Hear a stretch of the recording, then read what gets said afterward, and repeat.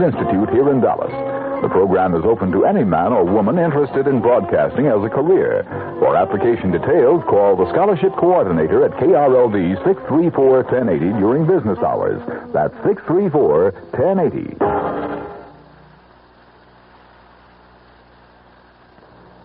The CBS Radio Mystery Theater presents...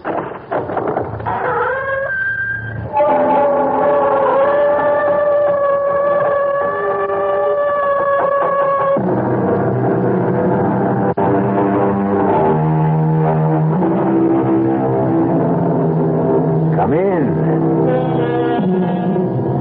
Welcome. I'm E.G. Marshall. Welcome to the sound of suspense. Welcome to the fear you can hear. But mostly, welcome to the world of terrifying imagination. In this story, you're going to meet what some people call a shutterbug. You know what a shutterbug is. The kind of person who never goes anywhere without a camera swinging from a strap around his neck. Who is never content unless they're aiming a lens in your direction, whether you want to be photographed or not. But unfortunately, this particular bug is the kind that many people want to crush under their feet. We all want to get rid of Kellerman. We want to kill him. And so do you. That's a lie. You hate his guts as much as we do, Mr. Bailey. Why don't you admit it? Of course I hate him. But that doesn't mean I'm ready to commit murder. Well, we're ready, Mr. Bailey. And you'd better be, too.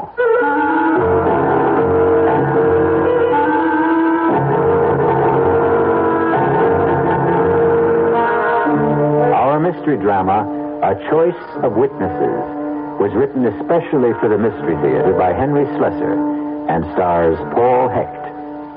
It is sponsored in part by the Kellogg Company, makers of Kellogg's Special K cereal.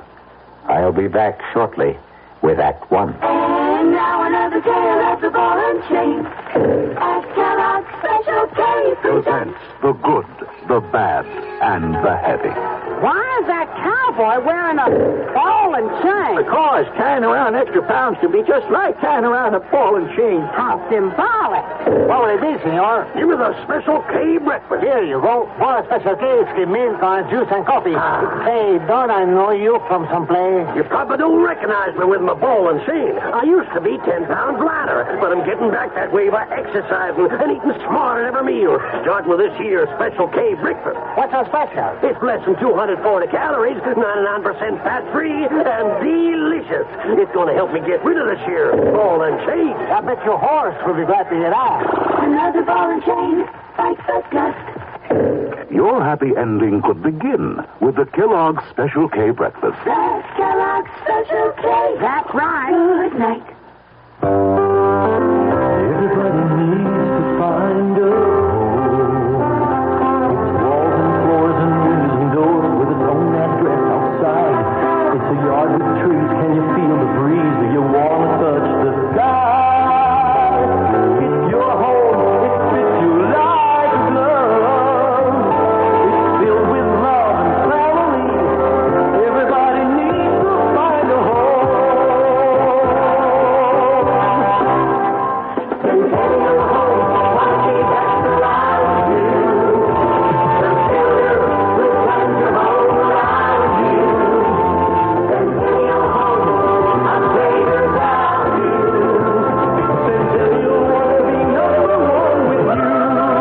Because Centennial wants to be number one with you, they're offering the lowest interest rates, 7 3/4% on homes purchased FHA or VA. Check Sunday's newspaper or call Centennial at 434-1661.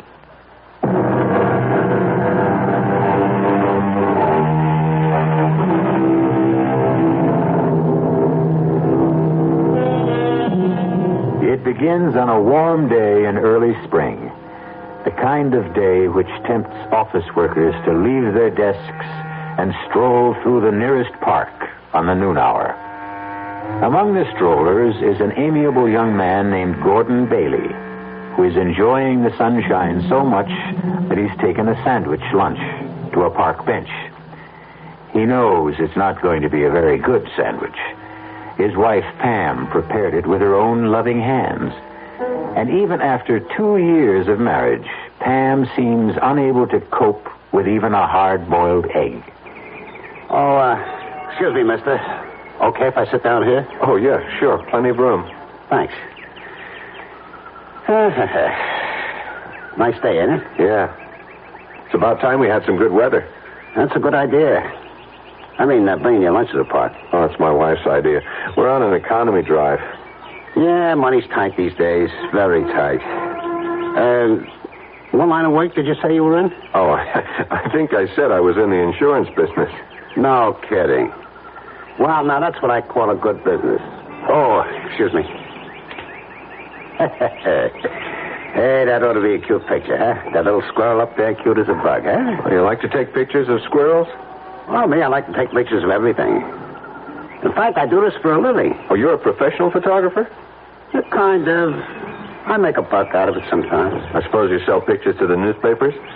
Oh, no. I never sold no pictures to the papers. I sell them to people. Well, I guess I'll be heading back for work. Wait just a minute, Mr. Bailey. I don't remember telling you my name. Well, I guess I know your name on account of the badge. Badge? What are you talking about? The badge you wore at the convention at the hotel in Atlantic City. Oh, wait a minute. You were at the insurance convention last month? Yeah, I was there. I get a lot of good pictures at conventions. Some of my best. I see. Or maybe I don't. Well, you know how it is. Bunch of guys get away from home, away from the wife. They do a lot of crazy things. Oh, would you like to see the picture? The insurance convention? I'll tell you the truth, Mr. My name is Kellerman. Frankly, I just don't understand why you'd be carrying around pictures of a bunch of drunken insurance men. Yeah, you were gassed, all right. I never seen anybody more gassed than you were, Mr. Bailey. You don't mean you have pictures of me? Yeah, that's what I was trying to tell you. You like to see them? They're real beauts. I don't think I ever took better, Mr. Bailey. All right, let me see them. Oh, yeah, sure. Here they are. I'm in my pocket here. Yeah. Look at this one. Oh, no. She was really stacked, huh? How did you get this? Well, I told you with my trusty little camera. But how? Hey, come on. What do you think? I'm not giving away no professional secret. You were in that hotel room? She let you into that room, didn't she? You must have been hiding someplace. Hey, don't do that. Don't tear that What do you up. think I'm going to do with them? Oh, come on, Mr. Bailey. You know I got negatives. I can print up 2,000 of them if I want. What is this? Blackmail or something? Nah. It's like a business deal, that's all. I figured I got some pictures that you want to buy. And I got them myself. How much did you pay her for the privilege of being in that room? The question is, how much are you willing to pay? I mean, so your wife don't get a complete set. Are you willing to sell me the negatives? I didn't say that. I got a different kind of deal in mind. You know what would happen if I told the police about this? Well, a guy did that to me once. It was a meat packers convention. He called the cops. They hauled me in. I said I was just a photographer working a convention, that's all. I was selling pictures of the guys there. He couldn't prove nothing against me on account of, you know why? It was true. I am a photographer. I do work conventions. I sell regular type pictures, too. But they're not as profitable as these, are they? You know, that guy became one of my steadiest customers. Only then his wife divorced him anyway. He wouldn't make no more payments. Payments? Are you saying this is a regular thing? How much you earn at that insurance company? I figure a young guy like you, they pay about $15,000, $18,000 a year. Am I right? Listen to me, Kellerman. The woman at that convention, I didn't want to get mixed up with her. I was just so tight, I didn't know what I was doing. Oh, hey, you don't have to tell me about stuff like that, Mr. Bailey. I've been around plenty. I know how guys are. No, you don't understand. Look, I'm only married 2 years. I love my wife very much. And the only reason I got into that stupid mess was because of my boss. I didn't want to insult him. He was drunker than I was. Oh, come on, Mr. Bailey. You don't have to explain nothing to me. I know you don't want that nice little wife of yours to see these dirty pictures. And I don't want to show them to her, believe me. She'd never understand. Pam would never... Listen, I'll tell you what. I'll give you a flat price for the negatives, and that'll be it. Understand? I got a nice bonus recently. I'll give you a $300 cash tomorrow afternoon. How does that sound? Now, listen to me, Mr. Bailey. People are real funny about this kind of business. They never believe a guy like me can, well, be honest, you know? Honest? That's some word. Well, what I mean is, they always think that if they pay me a flat fee, I'll be coming back at them again. You see what I mean? Even if I did give you the negatives, you'd figure I had copies someplace that I could hit you again any time, right? Look, I'm willing to take your word for it. Nah, Mr. Bailey, nah. You just spend the rest of your life worrying about me coming back. Am I right? But this way, you just make one small payment to me every month, like you pay the electric bill or the rent, you know? How much? How much do I have to pay? I figure you for about $40 a month. Now, that's not so terrible, is it? Just $40 a month? How do you collect the money?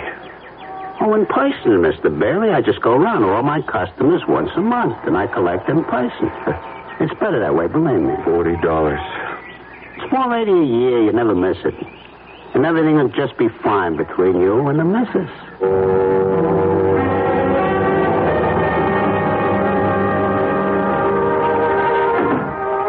That you, honey? Yeah, it's me. Hey, shut up, you mutt. Hi, darling. Oh, be quiet, Lockjaw. It's your Lord Master. I'm sorry I'm late. I decided to do a little Christmas shopping after work. I forgot how long it takes to fight those crowds. Oh, what a gorgeous package. That's something for me? Never mind. Well, just in case it is, here's a big kiss in advance. Hey, you smell good. Is that a new perfume? The same old stuff. The one I'm practically out of. Hint, hint, hint. Oh, cut out that hinting. I've already spent more money than I should. Oh, speaking of money, that man was here. What man? You know, the one that comes around every month. That Mr. Kellerman. Kellerman? What the heck was he doing here? It's only the 19th. Well, I don't know, Gordon, but he was here just the same, looking for you. What did he say? Nothing. Just that he'd be back later. Later today? Mm-hmm. You know, Gordon, I just can't bear that awful little man. Did you ever get a look at his eyes? And that camera he wears around his neck. Listen, is he going to be coming around every single month? I told you, honey, he's collecting payments on a car. Well, why can't you make the payments by mail? Because that's the way he likes it. Maybe he moves around a lot. Well, he gives me the creeps. You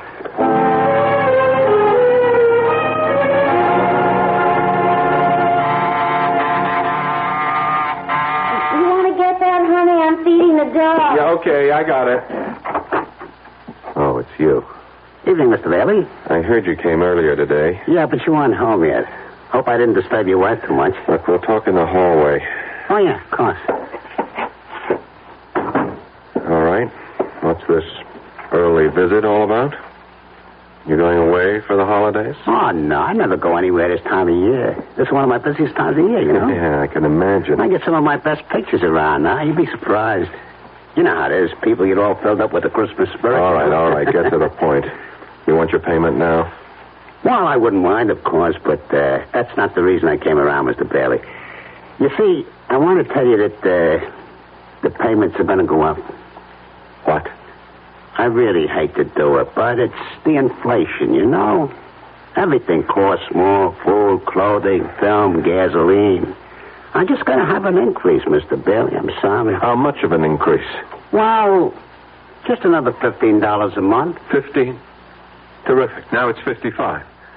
What's it going to be a couple of months from now?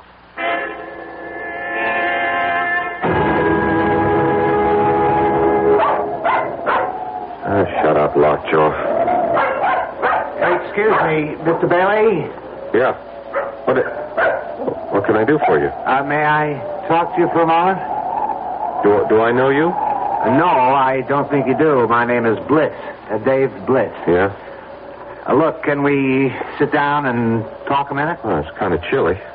Why don't we talk standing up? I'm trying to walk my dog, and so far he's been a non-performer. Well, I want to talk to you about Ed Kellerman. I don't know any Ed Kellerman. I know you do, Mr. Bailey. I made it my business to find out. Now, I'm not asking what he's got on you, Mr. Bailey. I'm sorry, you're making a mistake. It doesn't matter. I won't ask you why Kellerman is blackmailing you. I expect you'd do as much for me. Only would you mind telling me how much you pay him? He hits me for $60 a month. Used to be 40. Price went up last month. 55. You mind paying it? Of course I mind. So do I. I'd mind if it was $10 a month. And not just because of the money. I hate that slimy man, and I'm sure you hate him as much as I do. That's why I wanted to talk to you about putting a stop to him. A permanent stop. You mean going to the police? No. That's not good enough. I'm talking about killing him.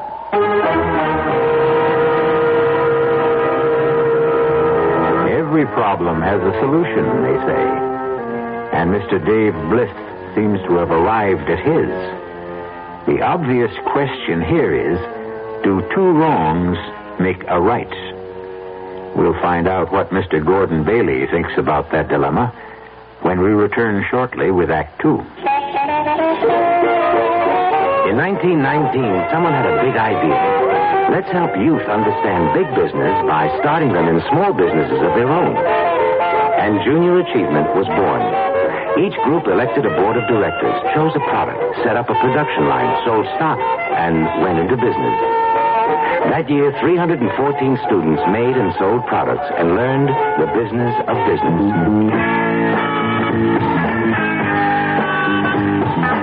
Today, Junior Achievement has grown to nearly 200,000 members. Junior Achievers are designing and marketing their own products and services, from cutting boards to printing. They're organizing sales efforts, writing marketing plans, calculating profit and loss. Running these small businesses helps Junior Achievers understand how big business works. Support Junior Achievement, where youth learns the business of business. Call your local Junior Achievement office. The Dallas Times-Herald. You're doing more, we're doing more. With 100,000 people in Dallas playing tennis, you can imagine there's a lot of interest in the kind of coverage tennis gets in the newspaper, and how much attention it... What is the Dallas Times-Herald doing to satisfy the growing number of tennis fans and players in Dallas? Listen to sports writer Tim Taylor. So we don't treat tennis as a 3 times a year sport to be covered only when there's a major professional tournament in town. We try to emphasize what's happening in Dallas at the grassroots level, with stories that range from developing junior players to high schools and colleges to the average player who may not belong to a tennis club or league. And what this does, of course, is to... You're doing more to learn what's going on. We're doing more to tell you. And there's a simple way to prove it. If you're not a Times-Herald subscriber, call this number, 744-6101. The Dallas Times-Herald. You're doing more. We're doing more.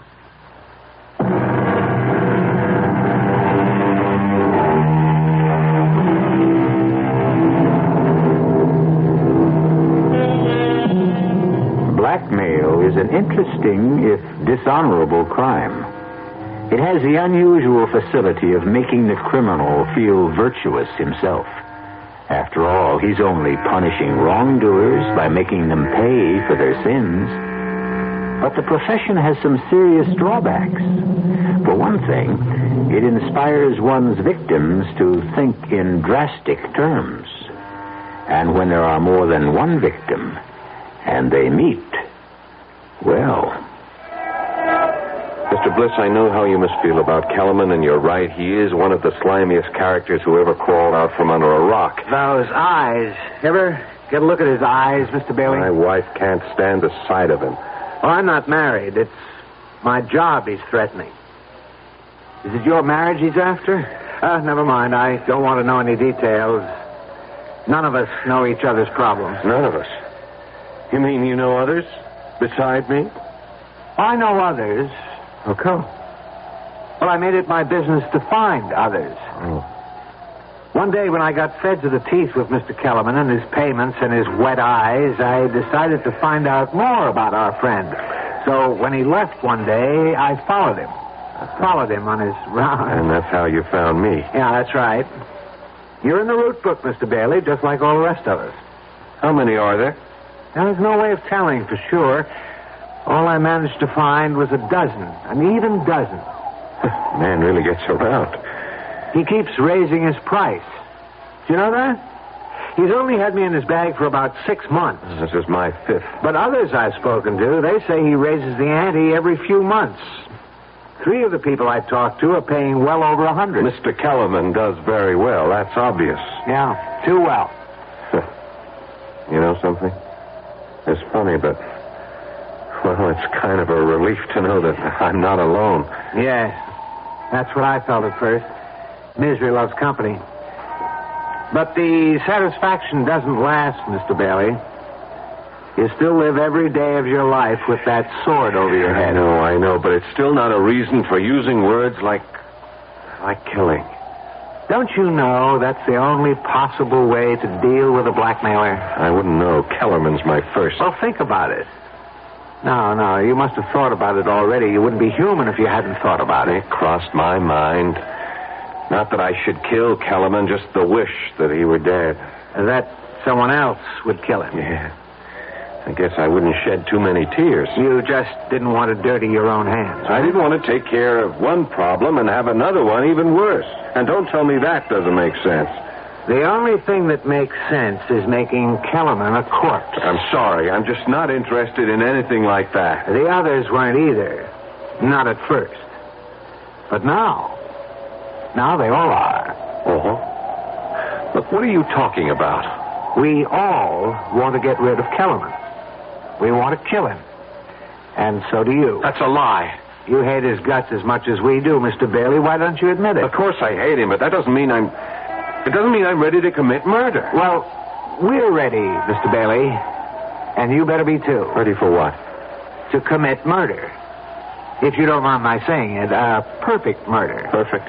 Foolproof. I'm sorry. Look, that's a stupid dream, and you know it. You won't say that after you've heard the idea. Everybody who sets out to commit a crime thinks it's foolproof. They wouldn't commit it otherwise. Right now, all I want to know is if you'll cooperate. That's easy. No. Why not? Because murder is worse than blackmail. That's why. Well, this isn't murder. We're going to erase a human mistake. Forget it. Look, I'll make believe I never heard you say it. Come on, Lacho. Come on, girl. Let's get our business over with. There wasn't one person on the list I didn't have to convince. But when I told them that there was no chance of any of us being caught, that's when they dropped their objections. All right. What foolproof scheme for murder do you have? It's foolproof because it won't be murder. It'll be an accident. If anyone gets into trouble, it'll be me. Just me. I'm going to kill Kellerman with my car when he's making the rounds one night. I have the time and place all figured out. Just before midnight on Carroll Street. An accident? Right. So, now you know the favor I'm doing you. I'm taking the risk all by myself. You think the police are that stupid? Murderers get caught even when they frame accidents. Oh, this is different. Why? Because of the witnesses. What? I'm going to have witnesses. A lot of them. All disinterested parties. Nothing to connect them with each other. And they'll all tell exactly the same story. What they saw, how it was all Kellerman's fault getting hit by my car. All right. Stop. Don't tell me any more. You've already told me too much. No, you've got to hear the rest of it. You're a part of this like everyone else. Don't you see the beauty of it? Safety in numbers? If you ask me, you'll all get caught. No. Don't you understand? When a group of citizens all testify exactly the same way, I mean reliable citizens from every walk of life, you ought to meet some of Kellerman's victims. One is a college professor, 2 are doctors. There are 4 housewives, a bartender who owns his own joint, 1 working stiff, 1 person in city government. You might as well know that's me. Bliss. Wait a minute, I've seen your name. Something about the Transportation Authority? One of them is in the insurance business. They're all with me, Mr. Bailey. Every one of them has agreed. So many witnesses to one accident? Well, we won't need everyone. Some of them won't be asked any questions by the police, but they'll all be there just the same. We'd like you there, too. You're nuts. Do you know that? You and the rest of... I won't have any part of this. Don't you see? It can't miss. It doesn't matter. I don't want to have any part in killing a man. How come, Mr. Bailey? Have you got religious scruples or something? Maybe. You've got scruples, but you did something rotten enough to make you a blackmailer's victim. I didn't commit murder. Look, you got a good idea about getting everyone together. Maybe if we all went to the police. Oh, no way. Whatever it is you don't want known about yourself, my friend, it'll come out the minute Kellerman gets arrested. Now, my way is better. I can't buy it. Look, I'm sorry. My dog is getting tired, and so am I. Come on, Lockjaw. Now, wait a minute now. Want my advice, Bliss? Don't go through with this. Find some other way. There has to be one. Goodbye. Bailey. Yeah? What if we do it? You'll be sorry, that's what. Sorry? Why? Because you'll tell the police the truth? I didn't say that. Goodbye, Mr. Bliss.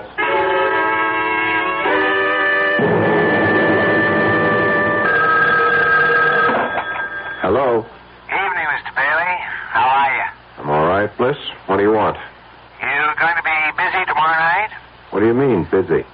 Well, some of the gang are getting together tomorrow night. Corner of Carroll Street and 9th Avenue, about 9:30. How about coming down? You might see something interesting. Look, you can't go through with this. We're all in it together, remember? You might not have to do a thing. Just stand there and see it happen. That ought to be satisfying all by itself. I won't be there. Well, we'd sure like to have you, Bailey. You won't get away with this. Nobody ever does. You're wrong about that. But I won't give you an argument. Can we count on you? No, you can't. I won't be there, and I won't help you in any way.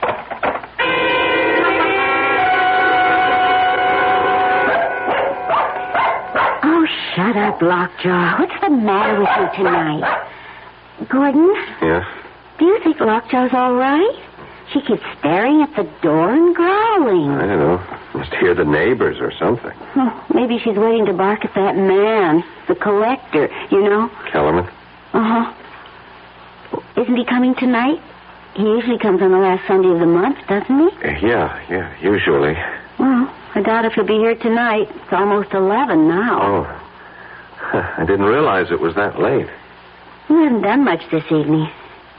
Don't you feel all right? Yeah, sure. I'm all right. Well, you just seem to be, waiting. Was it for that man? Because if it was, well, I'm sure he's not coming, honey. I think we ought to go to bed, listen to the news or something. Oh, the news. Yeah, I guess it's on right now, isn't it? Just about. You want me to turn it on here? Yeah, sure, would you? Okay.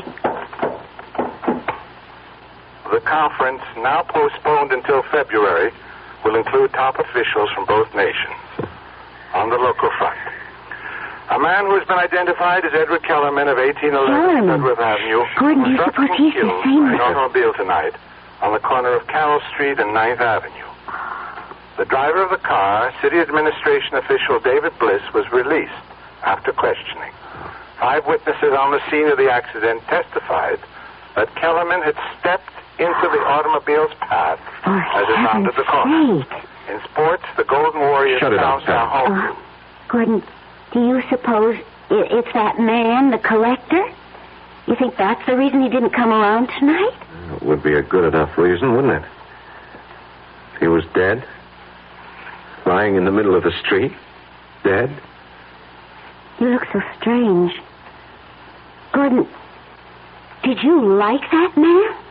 If you want to know the truth, Pam, I hated him. You did? Why? Just on general principles. Oh, I really don't understand you sometimes, Gordon. Hand me the phone book, huh? Okay.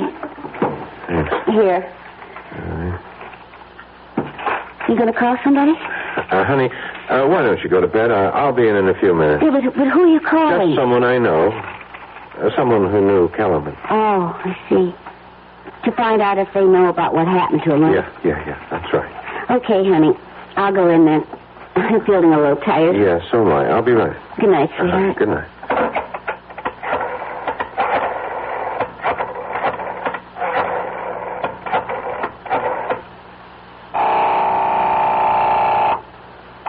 Hello?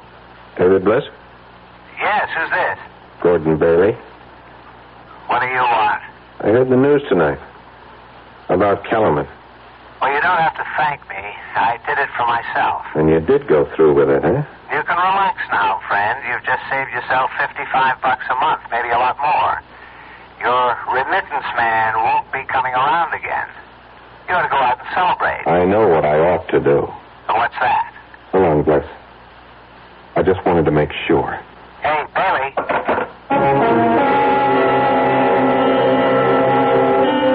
Obviously, there's one thing you can say for David Bliss. He's a man of his word. And because Mr. Bliss kept his word, 2 indifferent interns are now lifting the mortal remains of Mr. Edward Kellerman and depositing them in the efficient cold filing cabinet of the city morgue, awaiting for someone to claim the body. But who cares about a dead blackmailer? Possibly Mr. Gordon Bailey. We'll find out shortly when I return with Act 3.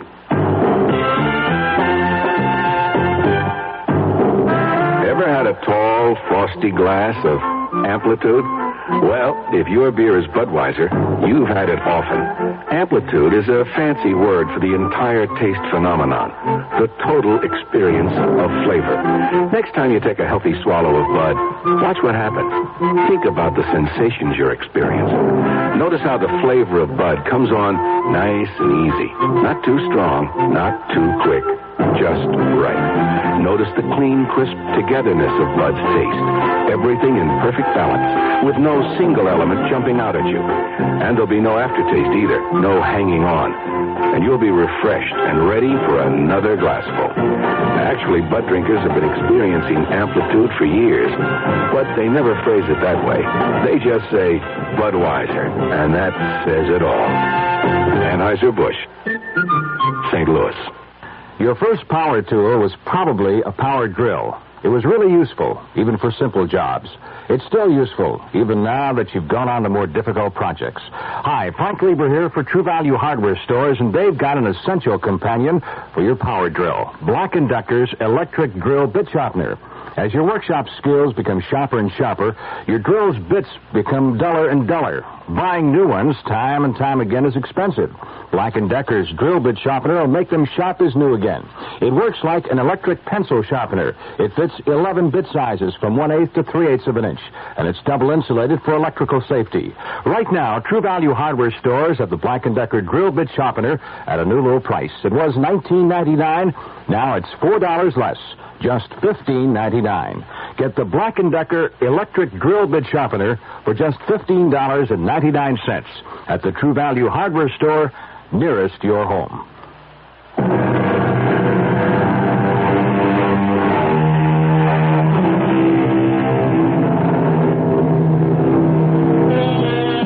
As David Bliss and company managed to commit the perfect crime, so it seems, since the death certificate for Edward Kellerman simply states the cause of death as accidental.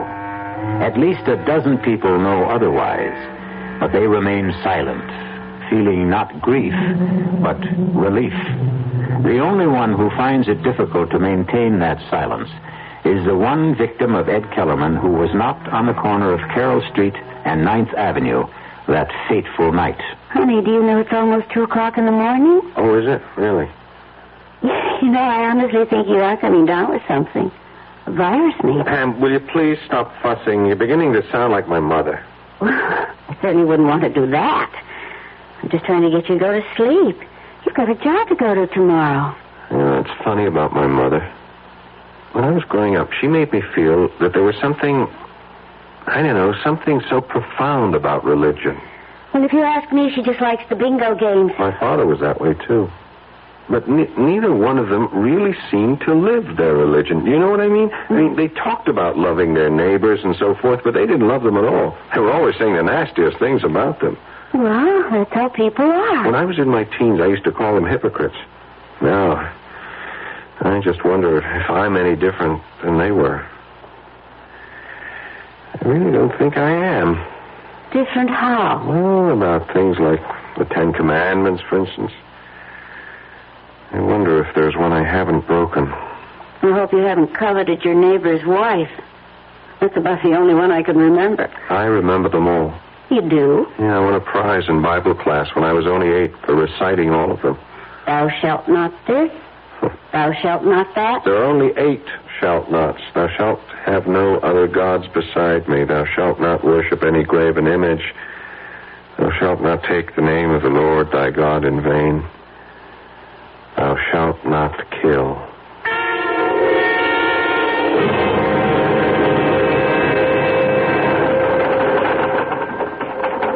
Yeah, sure. I'll have that file completed in time for the meeting. Righto, Phil. Bye. Oh, Sylvia, did you reach that number yet? No. Okay, well, buzz me if you do. All right. Now, let's see about that actuarial table. Hello. All right, Bailey. What is it now? Hello, Mr. Bliss. I've been having a lot of trouble reaching you this morning. Well, I haven't been at my desk. I was wondering if you might be free for lunch. Sorry. I'd really like a chance to talk to you. About what? About some mutual friends of ours. If we're talking about the same thing, Bailey, they're not mutual friends. They're all strangers, complete strangers, just like you and me. Well, that's something I'd like to rectify. Would you have lunch with me? All right? All right. Where? Suppose we meet somewhere halfway. I know you're in the City Hall area. I'm on Wall Street. About Mercury's, do you know it? I'll see you there at 12:30. That's fine.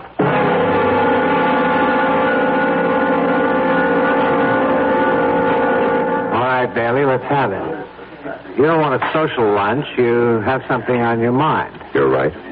Something I can't get off my mind. How about our old friend Kellerman, I suppose? You remember what you said about him? How he was a sword hanging over your head? So? He's still that for me, Mr. Bliss. He is exactly that. Kellerman is dead. He won't be ringing your doorbell anymore. How come you're not grateful for that? If Kellerman had really been hit by a car, if he had a heart attack or something, yes, I admit I would be glad about it. I would have gone out and celebrated. I would have slept very well at night. But the way things are, I'm not sleeping at all. Try pills. I'm just sorry you ever came up to me in that park. If I didn't know it was going to happen the way it happened, it never would have bothered me. But I do know. And it bothers me too much. So? The thing is, I don't know if I can live with it. You want to be more specific? I don't know if I can spend the rest of my life with this thing on my conscience. Your conscience? Look, you had nothing to do with Kellerman's death. I don't know what you think Kellerman had on me, Bliss, but it wasn't anything illegal. Just immoral, right? It was something stupid I did. Well, there was nothing stupid about what we did. Wasn't it? Are you really so sure you've committed the perfect murder? Shut up. Don't you ever use that word in front of me. You're still afraid, aren't you? Afraid of being found out. It can't happen. Not as long as we all stick together. Oh, safety in numbers, right? When the police came, they only questioned 4 of them. Every single one told the same story. There was no reason to doubt their word. Why should there be? Because there was no connection between them. Right. They were all strangers. Nothing to tie them to each other. Except Kellerman. What about the records he might have kept? His little black notebook, for instance. We thought of that, too. First thing we did when we went to his body was lift that book right out of his pocket. Oh, what about the apartment? What about all the stuff he had there? The second thing we lifted was the key to his apartment. One of our guys, Joe, the bartender, went straight there. He cleaned out every scrap of paper in the place, every single one of his rotten photographs. You were very thorough, weren't you? Yeah. We were thorough, Bailey. And you ought to be grateful, not worried. I am worrying. I'm worrying about whether or not I should... Go on. Whether or not you should what? Bailey, are you thinking about going to the police? It occurred to me. You mean you'd turn me in? I don't know. I just don't know. Did it ever occur to you to turn Kellerman in? Yes, often. But did you? No. Why not? Wasn't he committing a crime? Wasn't he disturbing your precious sleep, too? Yes, he was. But you didn't turn him in because you were afraid for yourself. Isn't that the truth? I suppose so. So all this morality of yours, this conscience you talk about, you didn't discover you had any until Kellerman was gone, until he was no longer a threat to you. Isn't that true? I still say blackmail isn't murder. Bailey, I've got news for you. I wasn't going to tell you this unless it was absolutely necessary. Tell me what? Kellerman may be gone, but his photographs are still around. What? You heard me. We have all of Kellerman's negatives, all the dirty pictures he ever took. Most of them have been returned to his victims. Everyone who cooperated with us. I see. That means we have your pictures, too, my friend. You understand? And if I don't cooperate, I get a new blackmailer. No, that isn't the way it is at all. Kellerman bled you, Bailey. Every month he came whistling up to your front door asking for money. More and more money all the time. But that's over now. Done and finished. So what you're saying is, if I go to the police, the photographs go where I don't want them to go. I'm sorry to use Kellerman's own tactics, but you're forcing my hand. Bailey, please use your head. You've got nothing to gain and everything to lose. Somebody's done you a favor. The only way to show your gratitude is to forget it. What do you say? Well, I'll think about it. That's all I can tell you.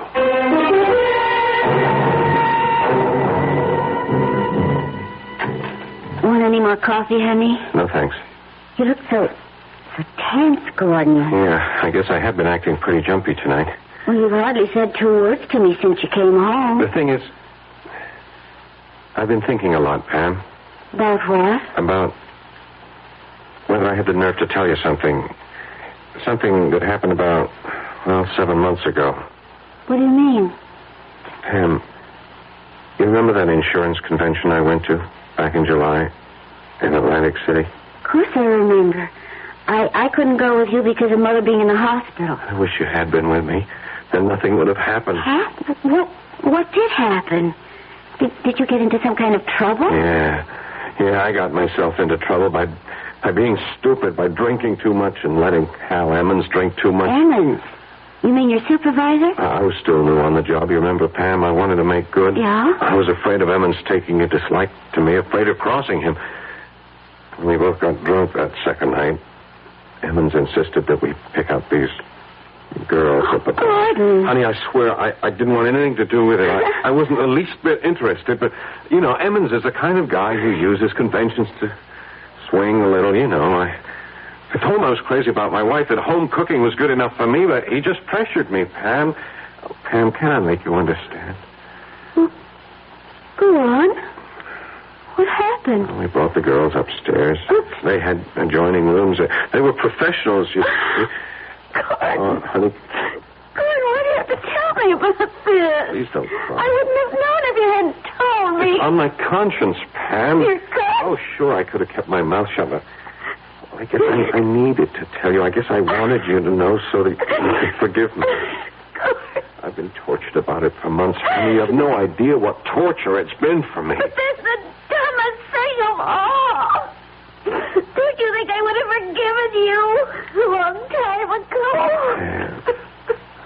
Oh, please. Hold me, Gordon. Honey, please. It'll never happen again, honey. I swear. Oh, dear. darn it. I was just getting cozy. Okay, I'll get it. Hello. Mr. Bailey, Dave Bliss here. What do you want? I have something for you. A present. What is it? About half a dozen photographs. And the original negatives. I decided they really belonged to you. That if you knew you were really out of danger, you'd sleep a great deal better. Do you want them? All right. Put them in my mail to my office. And have some secretary open them by mistake? No, I don't think you'd care for that. You could mark it personal. Supposing I hand them over in person tonight? Whereabouts? Well, right now I'm in a bar called Adam and Eve's on 12th and Walnut. I'll be here for another hour if you can make it. Otherwise, well, it'll have to be some other time, that's all. Oh, well. All right, I'll be there in half an hour. Gordon, you're not going out? Just for a little while, honey. I got some client business. Besides, I can use a little fresh air. You're not still feeling bad, are you? No, I feel just fine. I never felt better.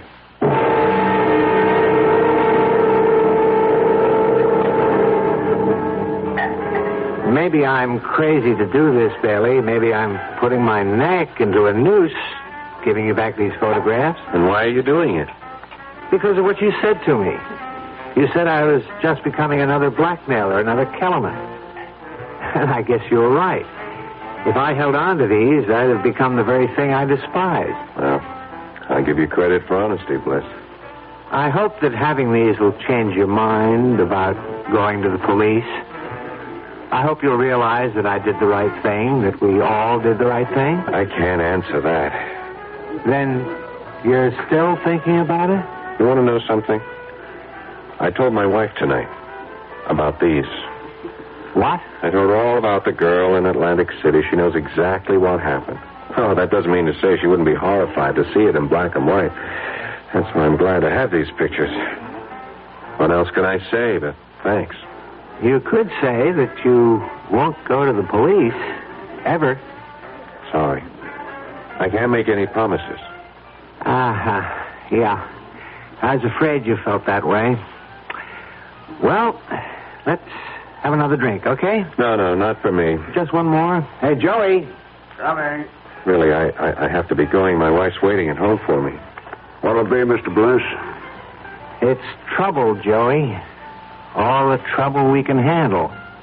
Yeah. I figured it had to be.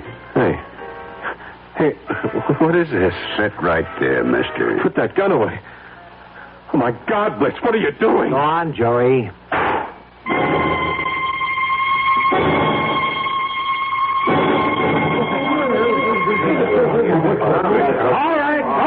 All right, let's get the story straight now. What happened here, Joey? Look, Sergeant, you know me. You know I don't like trouble in my joint. Well, what did the guy do? Try to hold you up? That's right. He come in, he sat down at the bar, he pulled out a 45 and stuck it in my gut. Well, that's a strange one, all right. I mean, the guy was some kind of insurance executive. If that's all I on his business. Well, he must have gone off his nuts, Sarge. Look, you can ask anybody, all of my customers. This gentleman right here was at the bar. Yes, officer. My name is David Bliss. I'm with the city, officer, and the bartender's right. The guy just sat down and pulled out the gun. No, that's true. And then the bartender tried to grab it away from him. It went off. What's your name, lady? Mrs. Edith Chester. It was a pure case of self-defense, Sergeant. I'm just glad nobody else got hurt, you know. Yeah, you were lucky, Joey. You were all lucky. Okay, I'll need some statements now from some of you other witnesses.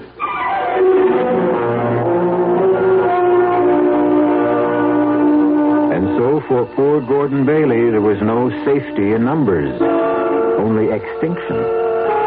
We admit that this is a grim demonstration of the old saying that in union there is strength.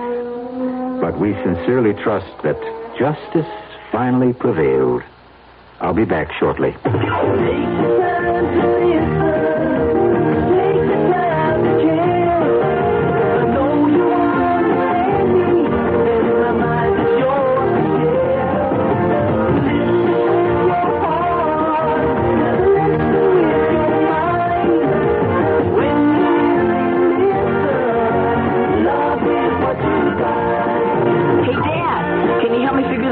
Later, I'm busy.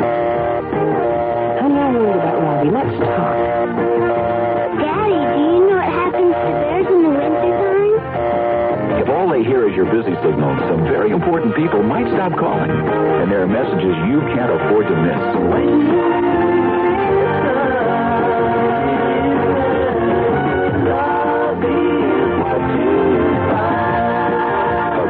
Church of Jesus Christ of Latter-day Saints, the Mormons.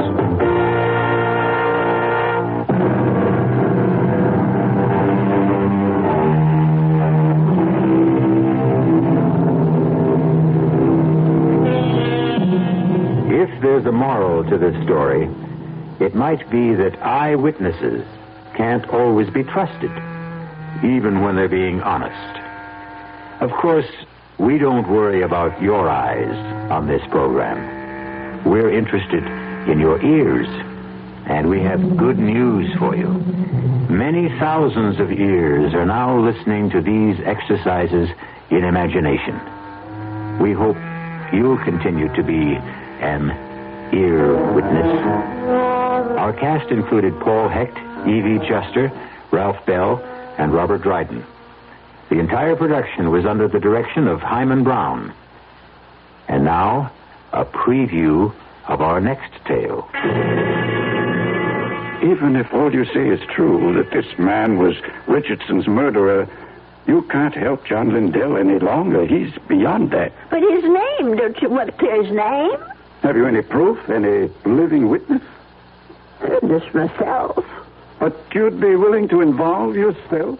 Start a whole new investigation? Open up the whole dreadful mess again? Mrs. Canby, do you know that John Lindell had a daughter? No. But wouldn't that be all the more reason to do something? His daughter's married, living in Minneapolis, a husband and 3 children. People have forgotten about her father by now. Would you want that poor woman to see his name dragged through the newspapers a second time? But if her father was innocent... Forget it, Mrs. Canby. That's my advice to you. The old wound is healed. Don't reopen it. Radio Mystery Theater was sponsored in part by Anheuser-Busch Incorporated, brewers of Budweiser. This is E.G. Marshall inviting you to return to our Mystery Theater for another adventure in the macabre. Until next time, pleasant dreams. I'm E.G. Marshall.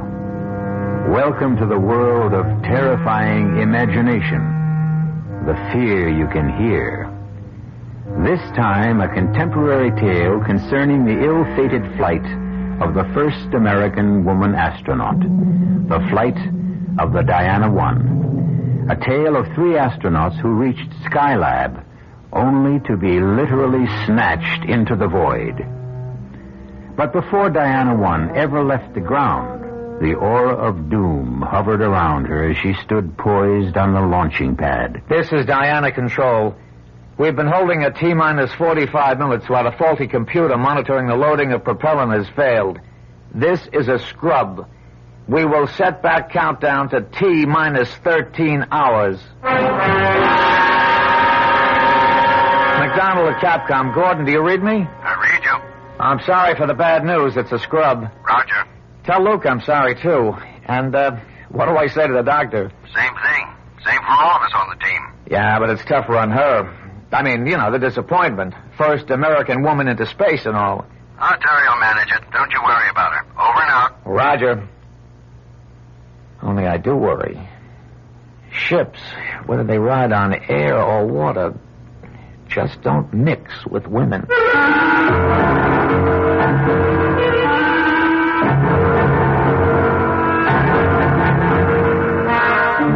Our mystery drama, Out of Sight, was written especially for the Mystery Theater by Ian Martin and stars Julia Mead.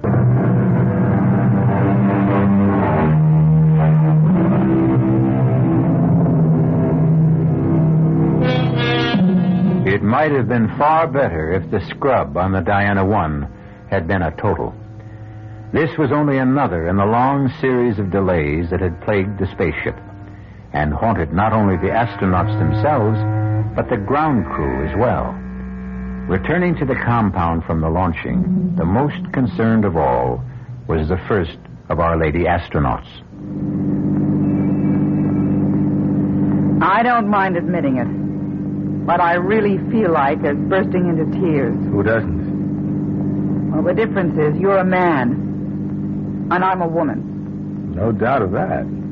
Although I must say I go for you a lot more as you are now than in the spacesuit. Down, boy. Back off, Marine. Hey, what are you getting so sore about, Navy? You got her. And I mean to keep her. Yes, sir, Captain. I mean, Commander.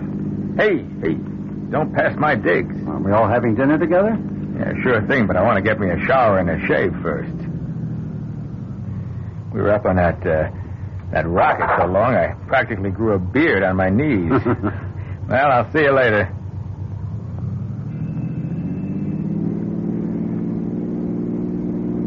Good old Luke. I'm glad he's the third member of the team. Oh, no.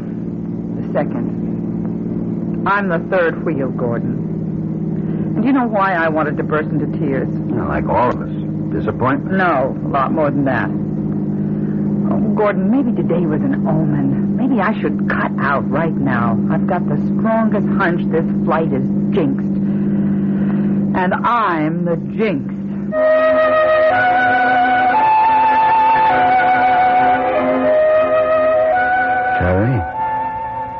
Terry, where are you?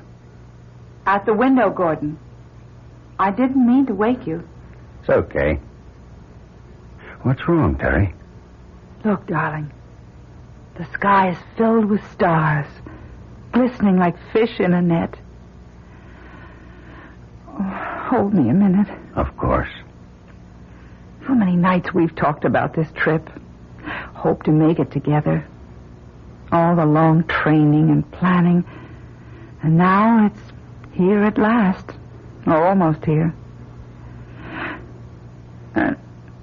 I'm not going. What? I'm not going, Gordon. Oh, but you've got to. You can't back out now. Lieutenant Nettles is back up for me. Oh, but she's not a doctor. She's a woman. That's the important thing. I wasn't picked for this trip primarily because I'm a doctor. But why would you cut out now? Because I'm scared. Oh, honey. Everybody gets buck fever. You know, I had it my first time. This is more than buck fever. Well, what is it then? It's not me I'm scared for. It's you and Luke. Why? Because I'm a jinx. No, you're not going to start in with the superstitions like Luke. It's more than just superstition.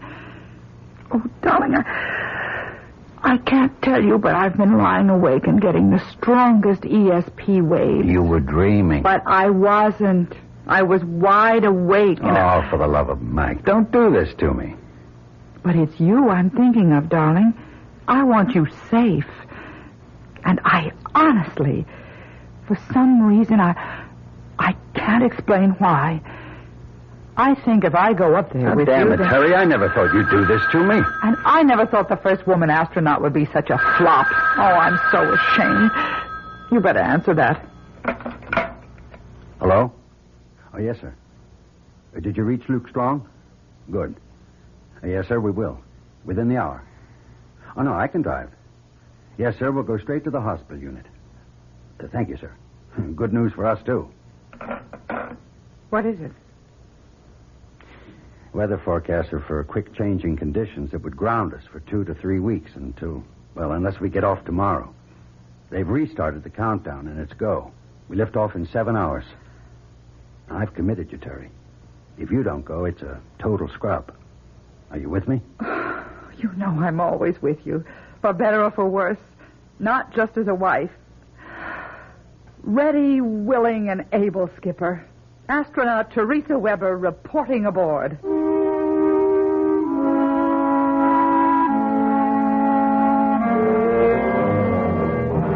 Pilot to Capcom. You read me? Yes, Commander, we read you. Are we still on countdown? Yeah, Gordy, T5 and counting.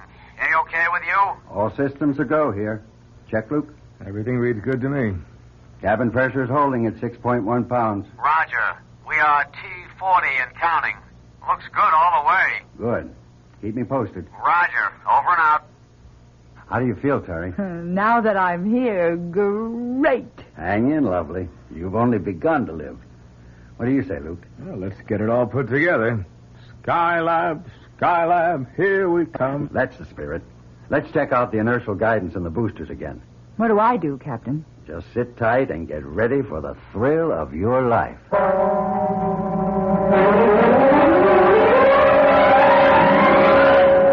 This is Diana Control. The D1 countdown is at T-minus 35 seconds and counting. All systems are reported in a go condition. Pilot, co-pilot, and Dr. Weber are ready. The Diana spacecraft umbilical is cut. We have transferred to internal power. We are counting down starting now. 13, 12, 11, 10, 9. Ignition sequence starting. 5, 4. We have ignition. All engines are running. We have a liftoff.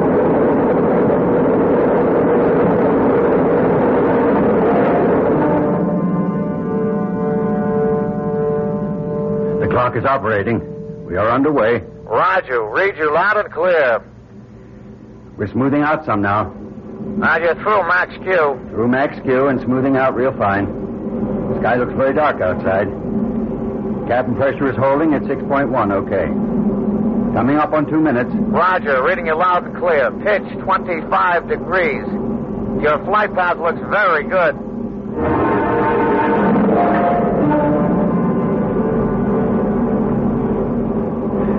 We're up on S4B stage burn, and I read it. Mark, 2 minutes. Roger. You have 22 seconds to shut off. Roger. Read that, Luke. What do you reach your velocity? 25,668 feet per second.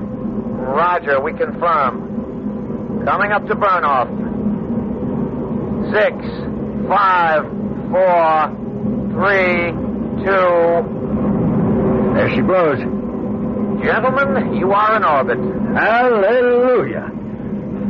We've achieved orbit. Whee! Skylab, here we come. You are go for a dock. Roger. You'll be losing me now. I'll pass you on to Bermuda. Roger. I'll see you in a couple of hours. Have a happy. We'll give you a final okay on docking then. Roger. My buddy thanks you, my wife thanks you, and I thank you. Over and out. Okay, Terry. What do you think of space flight now? Oh, it's marvelous. Wonderful. A rocking chair. I don't know what was the matter with me. Well, whatever it was, as long as it's gone, let's put it out of our minds. Now, this is going to be a milk run. A what? I'll tell you. A young man like me and a young woman like you wouldn't dig that talk. It's from World War II. But I've read about it. A milk run was like when you flew out to bomb and came back and knew old Hitler didn't have any more planes to bother you, and you were just as safe as if you were taking a ride in your grandmother's electric automobile. A piece of cake. Yeah. But the best piece of cake we got riding with little old Diana is the middle astronaut here. Okay, Luke. Playtime's over. Let's run a full instrument check and give Terry a chance to start working on her medical reports. If I have to put up with wearing these electrodes like Frankenstein's monster, let's at least make it worthwhile.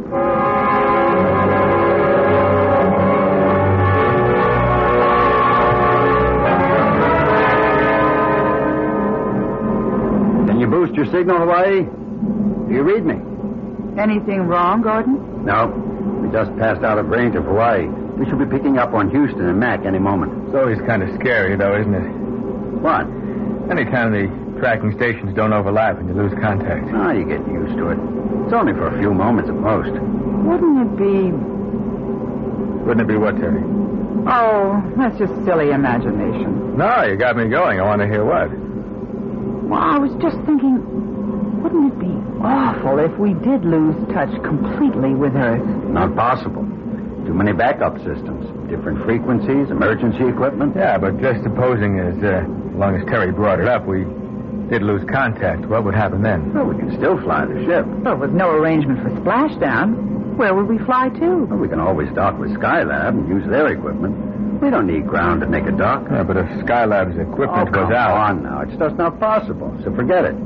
I'm going to call in... Diana 1, this is Skycom. Do you read me? Roger. I sure do. Loud and clear. Good. We'll have half an hour's clear contact. During that, we'll give you coordinates for the dock. Roger. Now, let's synchronize our time. I'm coming up on 10:32. That's 2232. Mark when I give you wow. Wow. Roger. I read you. Dead on the button. Hey, okay. Hear this, then. In order to achieve Mac? Mac? You read me? Mac? What is it? Now, hold it. Let me try another frequency. Mac? Mac? Capcom, this is Pilot Weber. Do you read me? Damn, try another. Diana 1 to Capcom. Capcom, do you read me?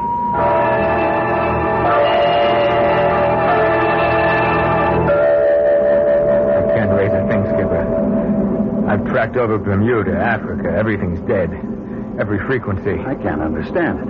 All other systems are go. Yet we've lost contact with ground. That means we're on our own? Unless we turn up Australia, Hawaii, or Mac back at Houston. And if we don't? We head for Skylab. Is that so terrible? Certainly its radio must be working. And if it isn't? Now, that isn't anything I want to start thinking about right now. Maybe we better, because... Because what, Terry? You don't know, Luke, about my dream. For God's sake, this is no time for dreams. Hello? This is Diana 1 calling. That isn't going to do any good, Gordon. This is what I dreamed, that we'd lose contact. I remember that humming sound. You'll never get through it, even if we make Skylab. That would mean that... Thanks to me, the first woman, the Jinx, we're lost. We're lost in space.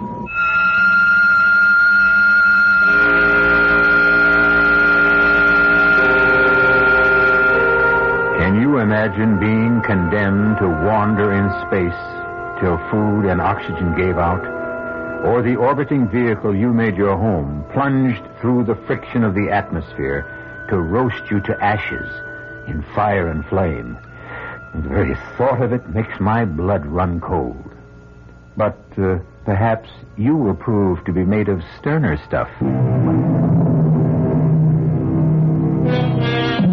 For another full orbit, the Diana 1 circled the Earth. But it seemed that all communication was irretrievably gone. On all frequencies, on all tracking stations our astronauts tried to raise, they heard only that high, oscillating hum. Now, we've got to face it. We're clear out of touch. There's only one thing left to do.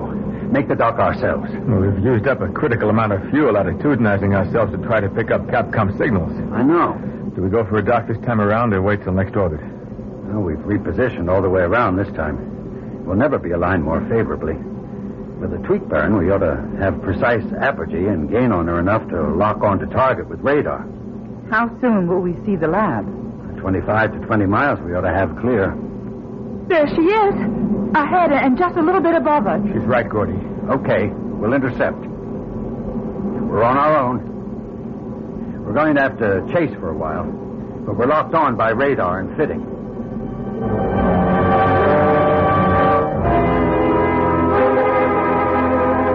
Right on the money. Tight as an oyster. No thanks to me. What do you mean, Gordon? What is it, Skip? I don't know. You remember how we began to roll and swing over the Pacific? I thought you were maneuvering for the lock. I was trying to, but the ship just seemed to take over. We were rolling at 36 degrees a second. You pulled her out. It wasn't me. Now, don't you understand? I couldn't fly her at all. We were rolling so bad and yawing, I thought we were going to lose any control and go toppling end over end. But we didn't, thanks to you. Not me. It felt like, well, it was just like ground, or someone took over and was flying the ship.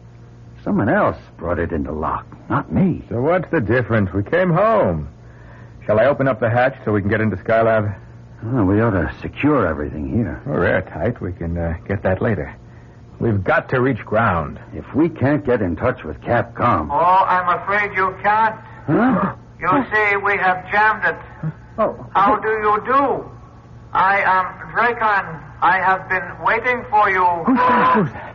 I have said Dracon is my name. Before I ask the other questions, where are you? I am here. Where's he hiding, Gordy? You know the setup here. But, my dear Earthling, I am not hiding. I ain't seen you yet. Nor will you. I am not made like you, nor are you civilized enough to be able to imagine me. Now, wait a minute. Now, hold it, Luke. Mr. Dracon, if I have your name right. The title is meaningless for me, and even the name is only an approximation in translation to your tongue. Call me then Dracon. Very well. Dracon, who are you? I will try to simplify. I am not of your galaxy. I am of Centauri 7, a quintillion of light years from your solar system. What's going on, Gordy? It's the sort of thing I dreamed. It would be easier if you had a presence, Straycon. We could talk more sensibly then. No, I believe to the contrary. You could not conceive of me even if I could make some emanation before your eyes. No, the voice must be enough. Well, then, what is it you want? For you to come with me. Supposing we refuse. But there's no way you can. I am going to take you to Centauri 7. A quintillion years away? Time is a relative factor. We shall go by time warp. But even so, I am a doctor. I must face physiological facts. I don't know what your physiology may be, but if we, Earthlings, as you call us, should pass a destination a quintillion years away, we wouldn't arrive as anything more than dust. I have said that time is a relative factor. We must leave. Are you ready to go? How? The trip will be short and not unpleasant. All those quintillions of miles? The advantage of the fifth dimension, the time warp I mentioned. But time is relative, as you said. Who's to say that your time won't destroy us? How long will it take us? In your time, you would indeed be infinitesimal dust, as the doctor maintains. In our time, a millimeter of a second, of which we have wasted quite enough. Shall we go? Here are your quarters. We have tried to construct them in appearance and solidity as those places you live on Earth. There are 2 bedrooms, one for the spouses and one for the drone. There will be food. You are welcome. We wish you to live as you live on your planet. For how long? We must control that. You are free to do as you will in these areas. 2 bedrooms, 2 baths, living room, dining area, fully equipped kitchen. That's upper class New York, maybe $600-700 a month. Furnished up to $1,000. Well, except for one thing. And that is? Not a window. And outside of closets and the room is only one door out of here. Which, unfortunately, we must keep locked. Why? We have our own security. I think occasionally you Earthlings must have caught a glimpse of our machines. We have been observing you for some time. Why? For reasons of our own. Our saucers have even landed on occasions, too, as you do in your flights to the moon, for example, to pick up informative material. We have even considered gathering some of you before this, but in the areas we landed, we did not consider the specimens quite satisfactory. We do very much consider you excellent representatives of your primitive culture. We have selected you as, what is a word you use? Guinea pigs. You mean we're going to be locked up here like in a laboratory cage? Yes, so we can study you. Now I leave you to get adapted to your new surroundings.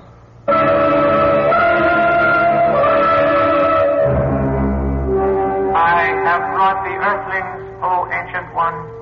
You did not pluck them from the planet itself. No, Ancient One.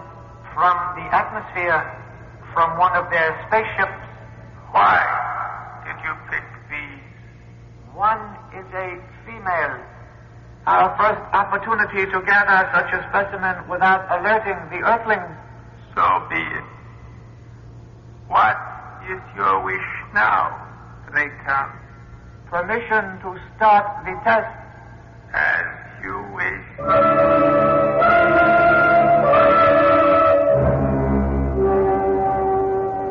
Gordon, there's nothing in the big bedroom. It's just a box with some furniture. No openings anywhere. Any luck here? The front door doesn't have a handle, let alone a lock. The only openings are that vent up there and one on the floor on the opposite side. Air vents, obviously. Otherwise, we wouldn't be able to breathe. You find anything, Luke? You think it's okay to talk? No, but we might as well. I'm sure we're bugged and they hear everything we say. What did you find? Nothing. You? Neither of us. Except 2 air vents in this room. If there was some way to... You hear a kind of hiss? Yes. And... Oh, it's getting stifling in here. They've turned on some kind of heat. Damn. What are they trying to do? I've got to get this suit off. I'm sorry, Terry. It's okay, Luke. Just forget I'm a woman. That'll be a day for the old prowler. Now, but let's strip down. Come on. Nobody needs to have any hang-ups. I can tell you, as a doctor, we can stay in our thermals. It's safer if they try to roast us alive. Where's that ever-loving heat coming from? Probably the vent at floor level. Yes. Hey, come on. Let's all stuff our suits against it. Maybe we can keep it out. Good thinking, Charlie Brown. Man, I tell you, this is no way to go. You rotten sons of guns. Come on. Fight fair and give us a chance. Stop it, Luke. I don't mind dying. But I want a chance to fight back. Luke, it isn't doing any good. Don't give them the satisfaction of... Gordon? Yes, Terry, you're right. I don't know if we're just blocking it or... Hey, wait a minute. What is it? He's testing to see if... Oh, they've stopped it.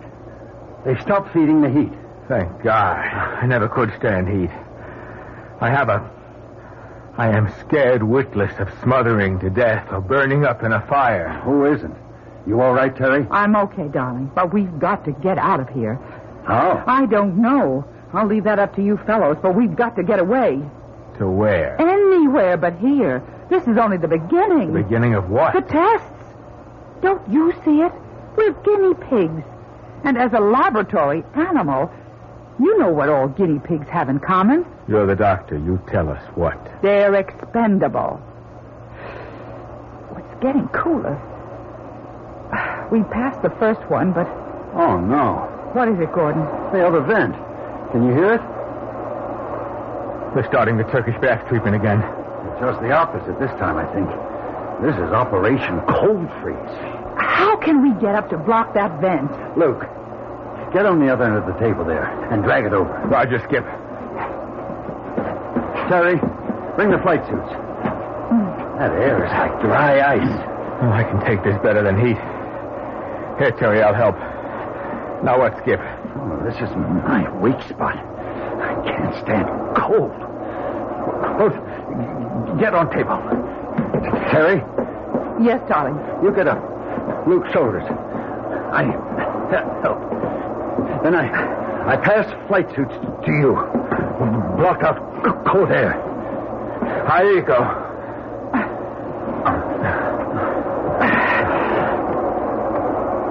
I'm okay. Hand me the suits.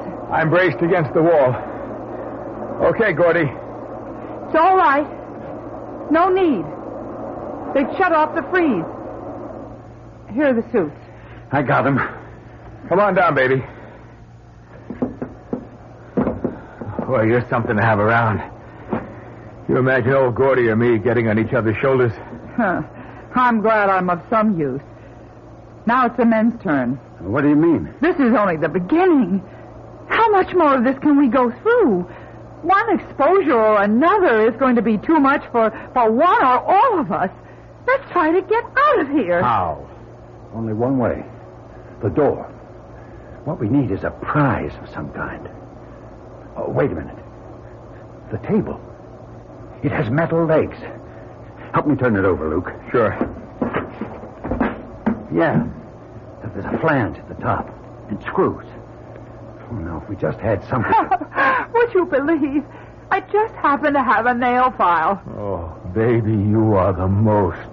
Come on, let's have at it.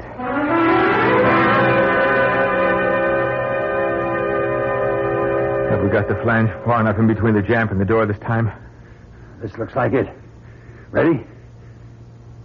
If we do get the door open, then what, darling? Well, first, let's get it open. Then we'll know. You ready, Luke? Roger. You too, Terry. Give us all the weight you can.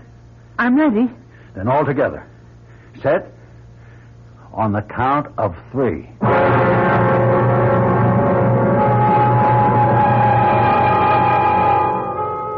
Three lost and desperate astronauts, far beyond the stars. Should they succeed in opening this door, what can they hope to find at best? Another world, and one apparently hostile to them. What infinitesimal chance do they have to return to landfall and splash down on old familiar Mother Earth? Is there any threat worse to sanity than the unknown? And yet, faced with the prospect of death by any factor of the known, which of us would not gamble and reach for the unknown as an alternative? Our 3 lost astronauts are no different as they struggle to open a door on what? What kind of a world lies beyond it? She's open. But... Nothing. Well, there's nothing. Nothing outside, but... What? It may look like nothing, but it's solid. It might just as well be a wall. For you, it is. For us on Centauri 7, it is our world, but not yours. Are you now satisfied? But what do you intend to do with us? We must finish our tests before we tell you that. Now you are weary. First, you must rest.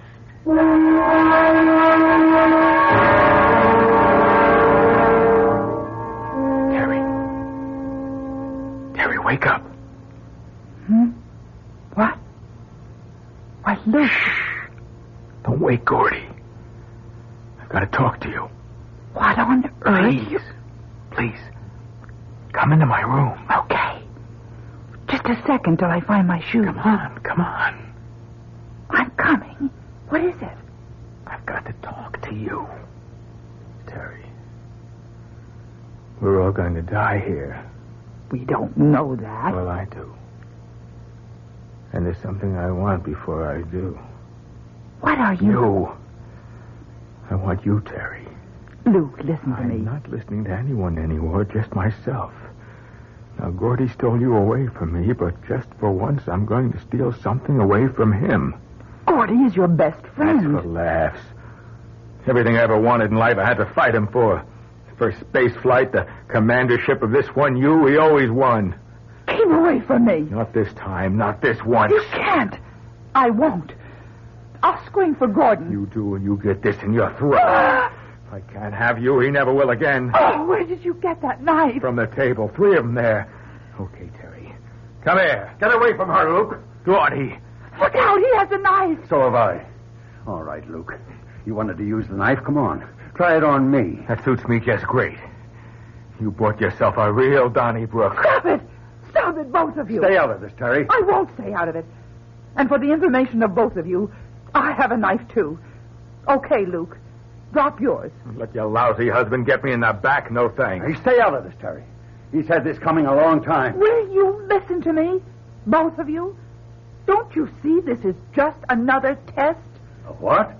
Don't you remember? We're guinea pigs. They're testing every kind of reaction in us. Luke, please. I know how you feel about me. You love me. That's right, Terry. But not that way. As a friend, as you love Gordon. Love? Yes, love. You weren't made for hate or frustration or violence any more than Gordon is. It's them, Dracon or whoever they are. They're putting it all into your heads. They want to see how far they can provoke us, how much we can stand. They're the ones we have to fight. They're the ones we can't let win. What am I doing with a knife? Oh, God, Terry. Gordy, forgive me. I didn't know what I was doing. Neither did I.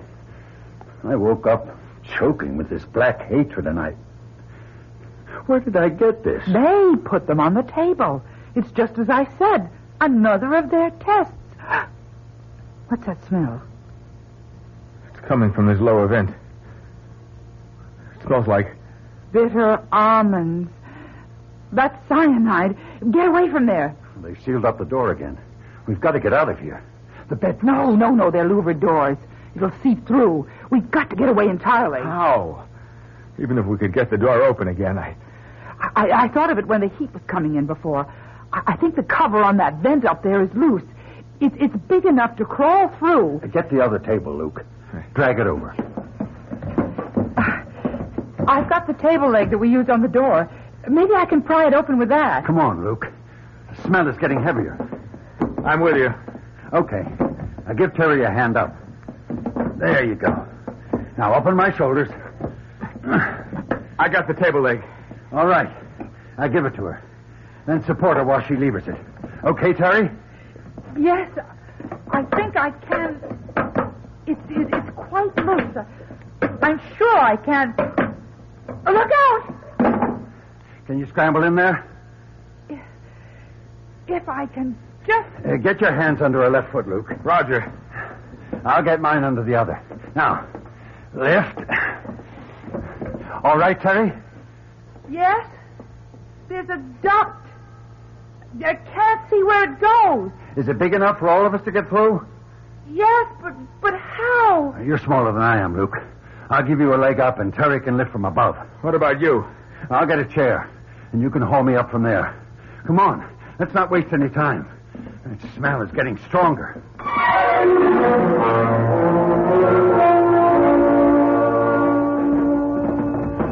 Terry? What, Gordon? Why are you stopping? Another turn? No.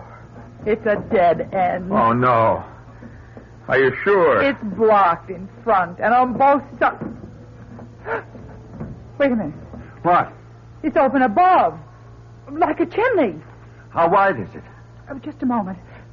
It's round. About maybe 3 feet in diameter. Any light? No. Just as dark in here. It's no use. We'll have to go back. Well, we can't go back. Not to that cyanide. Maybe they stopped pumping it in. What else can we do? We can try what mountain climbers do. What? Terry? Yes, Gordon. Can you stand up where you are? Yes. I think if I... Yes. I'm standing with my head in the chimney. All right. Now listen carefully. Remember when we climbed Old Baldy? Yes. 1,000,000 years ago. Now, hang in, baby. Don't you flake out on it. I won't. You mean that guide that showed us how to chimney climb? Yes. Now turn towards me and put your back against the wall. Now, can you get your feet up there on the other side? Just about. Then I brace my back and then push up, right? Right. And slide your feet up an inch or two and keep repeating. Roger. You'll have to go next, Luke. You get it? I get the idea. But supposing that thing's 30 or 40 feet tall. We go as far as we can, and we all fall and break our necks together.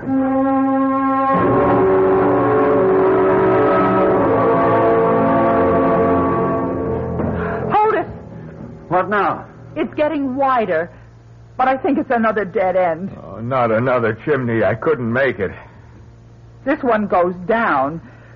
There's a draft, and... Oh, Lord. What? We only had a light. I have only one match left. I've been saving it. It's wider. You think you could come up here? I'll try. Watch it, darling. You're right at the edge. Where do you suppose this could go? There's fresh air. Maybe outside. Let's see. Maybe we've gotten a break at last. It's only about a 30-degree pitch. Well, there goes the match. Yeah, but where goes the tunnel? I'll let you know any moment. If anything happens to me, you and Luke can try going back. Oh, no, sir. Anyone tries the roller coaster, old Luke gets to go first. No, Luke. Here I go. Feet first. Too bad I forgot my parachute.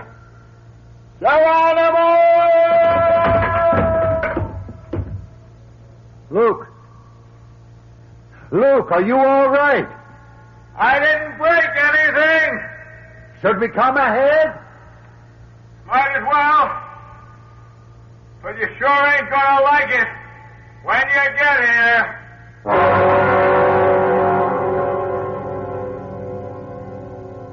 Oh, all that for nothing. Right back where we started. At least we don't have to bother about trying the lower vent. We know where it goes to. And at least there's none of that cyanide gas. Yeah, but now what? Now we have finished with our external examination. I am sorry to say that the continuation of our test program may be even more unpleasant. Now, look. If you let Captain Strong and my wife go, you can... Just a minute, old buddy. Same offer here, Dracon, or whatever your name is. Only I stay. I'm afraid not satisfactory. The female is essential for more reasons than one. Why? First of all, your physiology is quite different from the male. We will want to study that. Secondly, you are a doctor.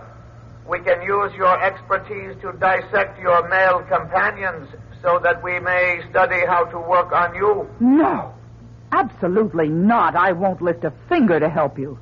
Suppose we were to offer to let your husband go. I'll answer that. No. Let me. Darling, I'd gladly die for you. But I couldn't kill for you. I wouldn't expect you to. I love you. I love you. And we both love you, Luke. One for all, and all for one. I guess we bought it for good this time. But wherever we go, we stick together. Very well, Earthlings. I will give you your wish. You'll have to execute a turnaround. Hey, Diana 1, do you read me? I read you loud and clear. Why? I don't know. Funny thing. I had a loco notion, we all did down here, that we lost you for a couple of seconds. Not as far as I know. You didn't notice a kind of a time lag? Now, hold it, Capcom. You hear him, Luke? Mac? Yeah. I don't know what he's talking about. You, Terry? Capcom to Diana 1, do you read me? I read you. We registered a sort of oscillator hum during that 2-second gap. How about you? I didn't hear it. Half a sec. You pick up anything on instruments, Luke? Or hear a sort of oscillator hum? I did. Just like in my dreams. Or I think I did.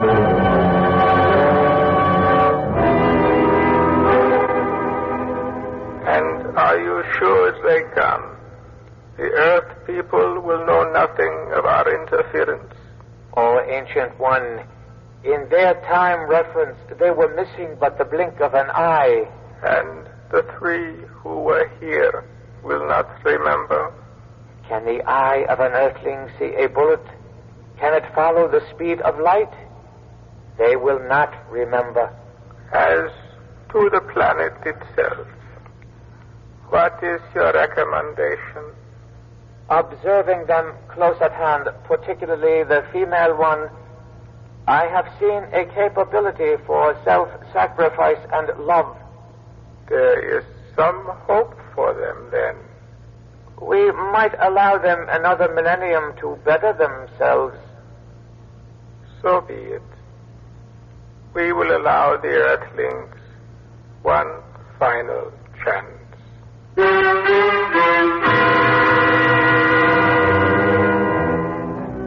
So there are no such things as flying saucers and strangers out of space.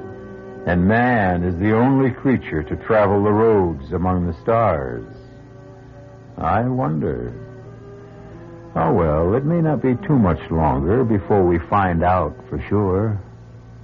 Only a few thousand years.